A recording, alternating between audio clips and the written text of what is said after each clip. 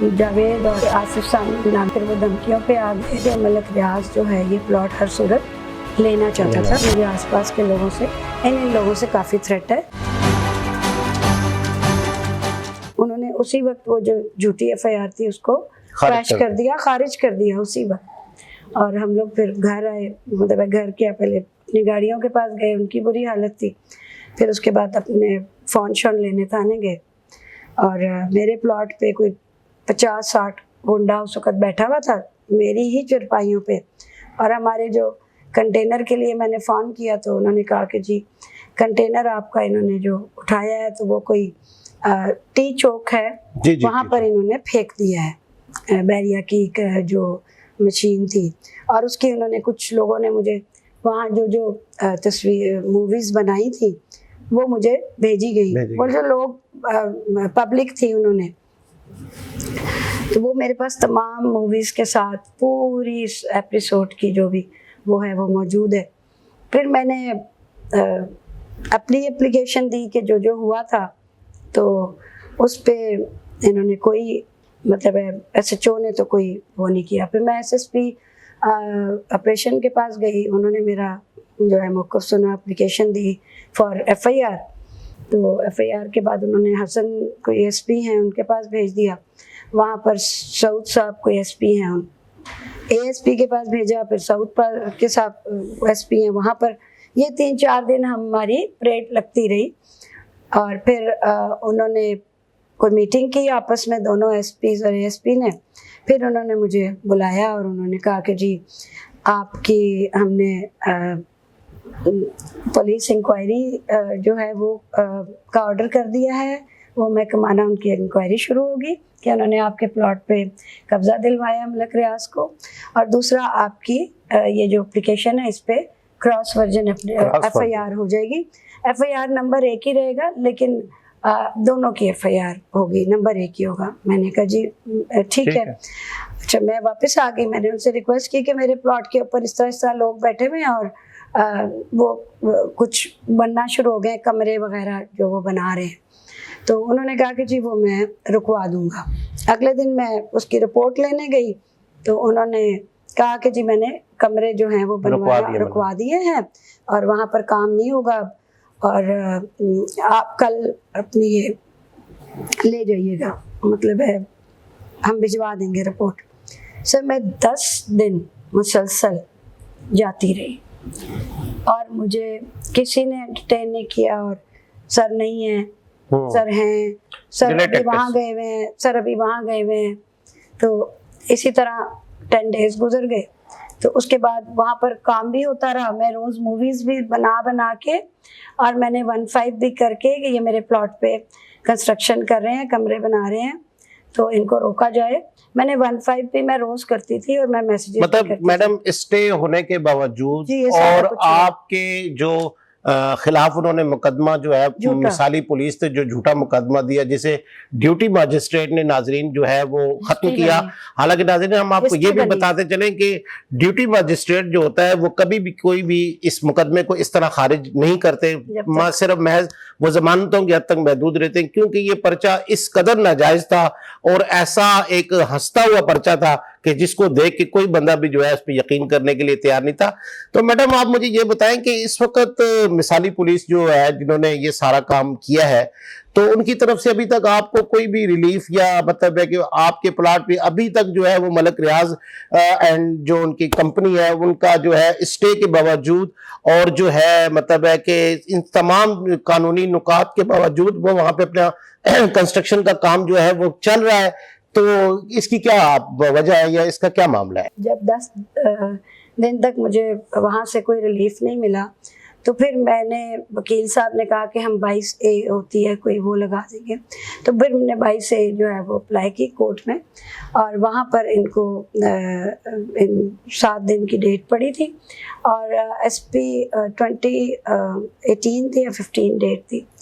हम वहाँ पर फिर पेश हुए तो SP सऊद जिसने कहा था कि ये डिसाइड हो गया है आपकी उस पर, उसने जज साहब को भी रिस्पांस नहीं दिया था। अच्छा।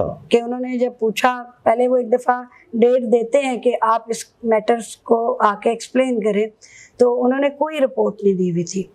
और जो इन्होंने एक और चाल चली वो ये कि पुलिस ने महकमा माल में एक एप्लीकेशन दी कि जी इसकी प्लॉट की हदूद अरबा जी डिमार्केशन जो है वो निशानदेही करवाई जाए। जी। जबकि मेरी जो रजिस्ट्री है और मेरे पास जो तमाम अक्स खसरा गर्दावरी एवरीथिंग इज कंप्लीट, और मेरी जो रजिस्ट्री है वो इसलिए बहुत ज़्यादा पावरफुल है कि वो हदूद अरबे के साथ रजिस्ट्री है। मेरी रजिस्ट्री पे लिखा हुआ है कि मेरे लेफ्ट पे कौन है, NLC है, मेरे राइट पे कौन है, मेरे बैक पे कौन है, फ्रंट पे मेरा जनूब है, मीन्स के फ्रंट पे GT रोड है।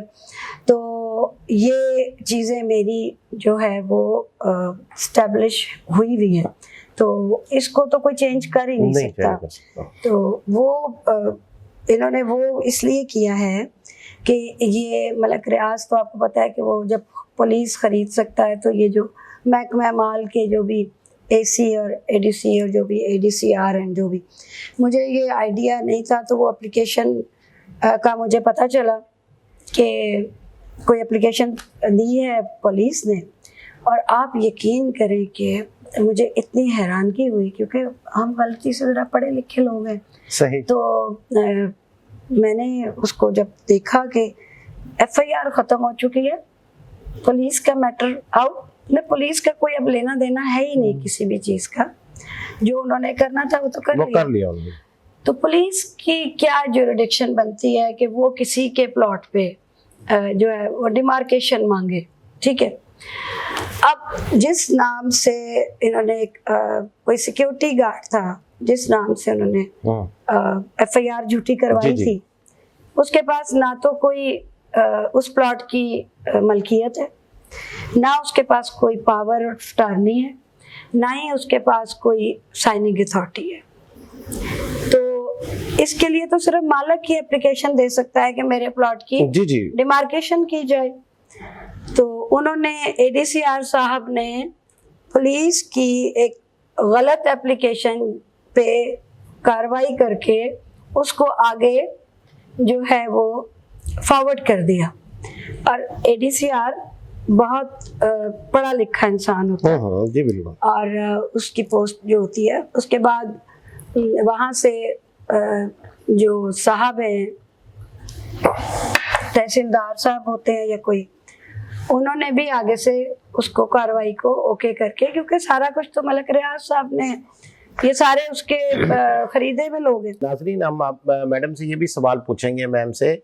मैम, मुझे एक बात ये बताएं कि शायद हो सकता है कि मलक रियाज साहब इतनी बड़ी शख्सियत हैं जहाँ पे उनके पास बैरियर टाउन में बेपनाह रकबा है, ठीक है, तो आपके प्लाट के हवाले से उनको कोई मिसगाइड किया गया हो, कोई, जैसे आप बता रही हैं कि हाजी अमजद साहब ने आपको कहा कि मुझे प्लाट इतनी कम कीमत पे दे दो, या आसिफ जैदी, जो भी लोग हैं वो शामिल थे, तो मैं भी क्या पता कि मलक रियाज साहब को जो है वो मिसगाइड किया, क्योंकि मलक रियाज साहब की जो आम सतह पे जो इस वक्त रेपुटेशन है वो इतने मतलब है कि छोटे प्लाट पे 5 कनाल 4 कनाल के प्लाट पे इस तरह सरेआम आपकी जो एक मनी ट्रेल भी है, आपके प्लाट पे आपका कब्जा भी है, और जिस तरह आप बता रही हैं नाजरीन कि ये प्लाट भी जो था वो FIA में मियां खुर्रम रसूल साहब जो थे तो अरेस्ट थे, तो उन्होंने एक काउंसिल के जरिए ये प्लाट जो था वो मैम को, जाकिर को मिला, जाकिर से ये प्लाट जो है वो मैम को मिला।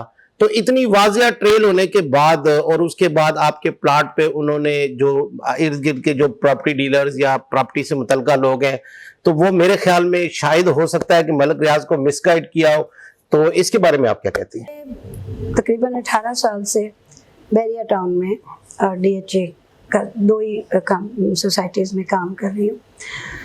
मुझे मलक रियाज साहब बहुत अच्छी तरह जानते हैं, कि मुझे अली रियाज जानते हैं, मुझे शाहिद कुरैशी जानते हैं, और ये बैरियर टाउन फेज़ 7 के जितने भी बड़े टाइकॉन्स हैं, जिसमें प्रिज्म है और 2-3 और इस तरह के जितने भी लोग हैं, वो सब मुझे जानते हैं। मैं उनकी साइलेंट इन्वेस्टर भी रह चुकी हूँ, और मेरा एक बैरियर टाउन में एक नाम है, और मेरी पहचान ये है कि मैंने 18 साल में जो भी प्रॉपर्टी का काम किया, करोड़ों का काम किया, अरबों का काम किया, मैंने 1 रुपया कभी मार्केट में 1 रुपया भी नहीं देना।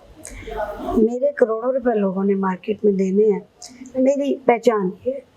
तो अगर ऐसी कोई बात होती, मलक रियाज को ये पता है कि ये सब कुछ हुआ है, तो क्या वो मुझे फ़ोन करके मुझसे या अपना कोई नुमाइंदा भेज के कोई मुझसे वो ले नहीं सकते थे राइट इंफॉर्मेशन?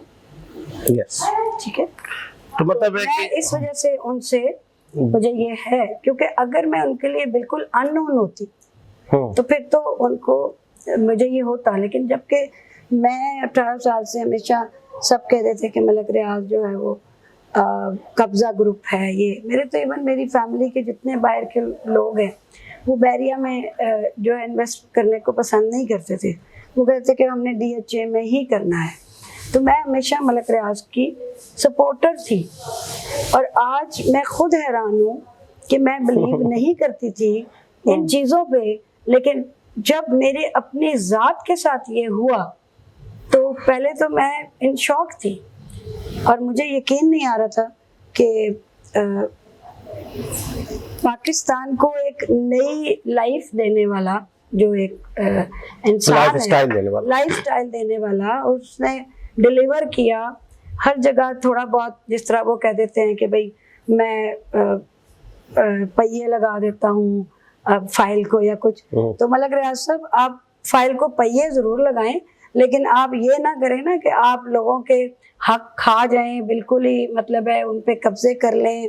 तो ये मुझे तो लग रहा है कि आपने पहिए नहीं लगाए, बल्कि पूरे पाकिस्तान की ब्यूरोक्रेसी, पुलिस एंड हर महकमे के हर इंसान को आपने ख़रीदा हुआ है और वो आपके पेरोल पे है। फराह आसिफ साहब के साथ हमारा ये प्रोग्राम का सिलसिला जारी रहेगा और इसमें होशरुबा जो इंकशाफात है उनका सिलसिला भी जारी रहेगा, जिसमें हम आपको बताएंगे कि ये प्लाट पे मैम ने किस टाइम तक इनके कब्जे में था और उसमें किसी किस्म की कोई मुदाखलत नहीं थी। उसकी विजुअल्स भी इंशाल्लाह नाज़रीन हम आपको अपने इस प्रोग्राम के एपिसोड पे दिखाते रहेंगे और ये प्रोग्राम का सिलसिला इसी तरह हमारा जारी व सारी रहेगा जब तक जो है इस प्लाट का जो फैसला जो है किसी हक और इंसाफ की बुनियाद पर नहीं हो जाता। हमारे प्रोग्राम का ये सिलसिला जारी रहेगा।